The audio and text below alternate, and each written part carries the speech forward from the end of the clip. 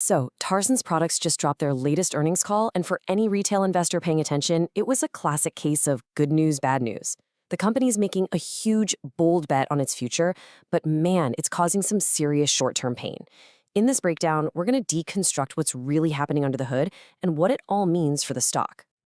Here's our game plan. First, we'll get into the headline numbers, both the good and the, well, not so good. Then we'll really unpack the company's massive bet on growth.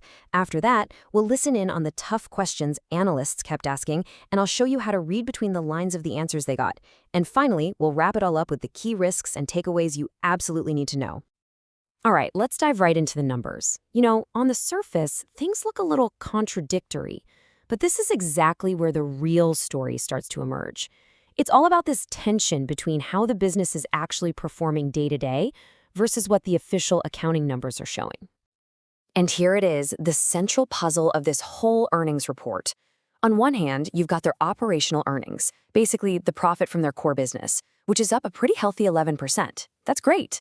But then you look at the other side, and the final bottom line profit is down by a whopping 50%.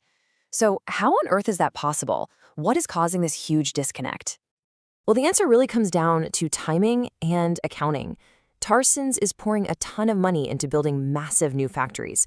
Think of it this way. You buy a brand new, super expensive piece of equipment for your business. The accounting rules say that even before that machine makes a single dollar for you, you have to start booking the cost of it wearing out over time. That cost is called depreciation, and right now, it's taking a massive bite out of their on-paper profits. But, and this is a really important but, here's the other side of the coin. This number right here shows the true health of the underlying business. See, despite that paper loss, the company has gotten way better at turning its operating profits into actual real cash. A year ago, for every dollar of operating profit, they generated 50 cents in cash. This year, that number has rocketed up to 85 cents. This tells you the core business is still an incredibly powerful cash-generating machine.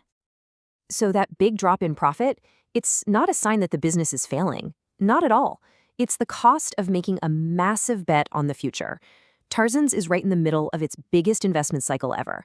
And if you really want to understand this stock, you have to understand this growth plan.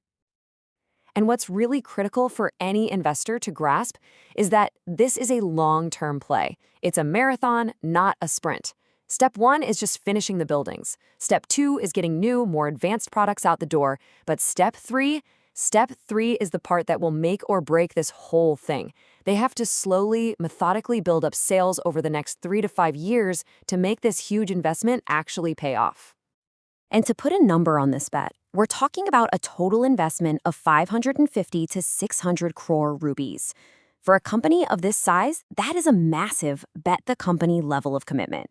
It is the single biggest reason for all the current pressure on their profits, and it explains why management is so laser-focused on the future.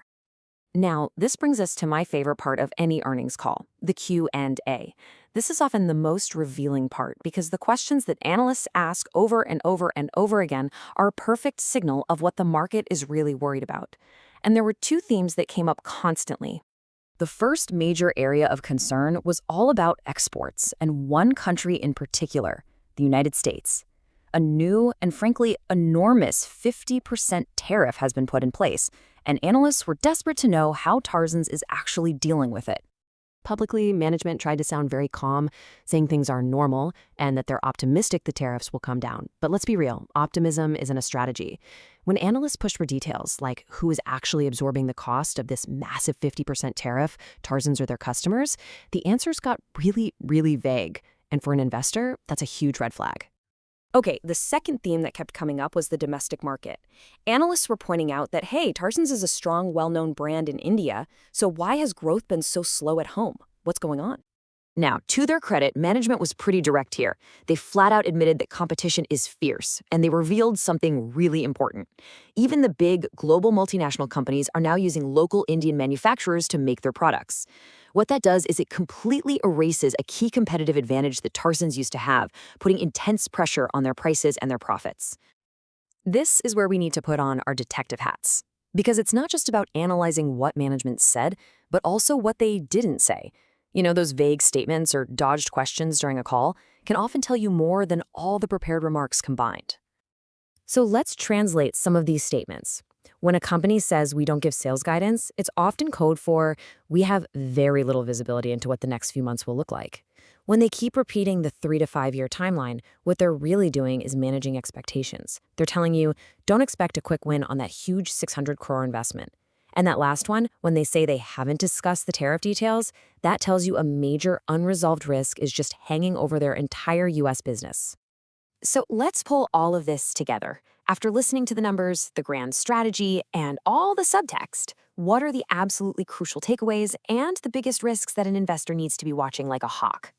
So it really boils down to four major risks. You've got two that are external, that intense domestic competition squeezing their prices, and the massive US tariff that could practically shut down a key market. Then you have two internal risks. Can they actually sell enough new products to fill these massive new factories? That is a huge execution risk. And the clock is ticking on that 3 to 5 year window they keep talking about. And this brings us to the central question every investor has to ask themselves. Tarsons is building an impressive engine for future growth. The vision is absolutely there. But can they navigate today's incredibly treacherous waters to actually get to that future? Their ability to handle the fierce competition at home and the tariff storm abroad is what will ultimately determine whether this massive bet pays off. For investors, the potential reward down the road is high, but so are the risks right now.